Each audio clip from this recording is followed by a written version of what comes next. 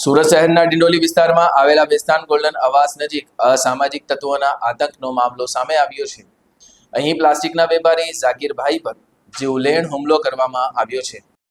મળતી વિગતો મુજબ વેપારીની દુકાને આવીને દાદાગીરી કરતા શખ્સોએ ઝાકીરભાઈ પર ચપ્પુના ઘા ઝીક્યા। બચાવવા આવેલા તેમના પુત્રો પર પણ હુમલો કરવામાં આવ્યો। આ ઘટનાએ વિસ્તારમાં ભારે સનસનાટી મચાવી છે।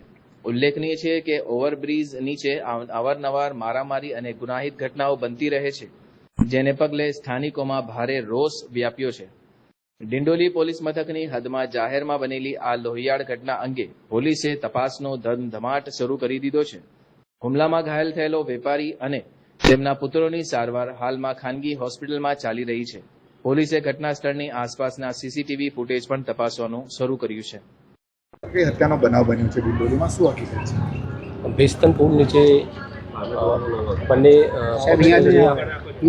બંને પક્ષે ઝાકીરભાઈ કરીને છે મરણ જનાર, એના છોકરા ઝાકીરભાઈ ફોન કરે છે એને આ જોડે અંકિત અને બીજા 4 આરોપી છે, નામ નથી આવડતા, એની જોડે માથાકૂટ થઈ છે। તમે આવો તો આ લોકો 15-20 મિનિટમાં પહોંચે છે ત્યાં આગળ, અને પછી અંકિત એના હાથમાંનો છરો કોણે માર્યો છે એ આને કંઈ ખબર નથી।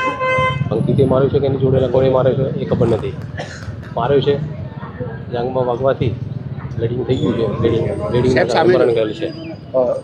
સર, કેટલા લોકો હતા હુમલાખોરો અને કેટલા લોકોની ઈજા પહોંચી? હાલ તો એ 5 જણાવે છે, બરાબર છે। સીસીટીવી જોઈશું, તપાસ દરમિયાન જે ખુલે એ તપાસ કરતા જે નામ ખુલશે। સર, કેટલાને ઈજા પહોંચી છે અને કેટલાનું મોત થયું છે? સામેવાળાને કોઈને એને પીઠ ઉપર મારી દીધી છે, એ બી એડમિટ છે। એટલે બંને પક્ષે જોઈએ છે, અત્યારે હાલ એમની ફરિયાદ ઇન્ક્વેસ્ટ ચાલુ છે, ફરિયાદ લઈ લઈએ। સામેવાળા હાલવા માટે તૈયાર થતા હોય તો એની બી ફરિયાદ લઈ લઈશું। પ્રાથમિક કંઈ કારણ સામે આવ્યું છે, કઈ વાતને લઈને? ના, હાલ પૂરતું તો આ જ જાણે છે જે મરણ જનાર છે એ ત્યાં હાજર હતા।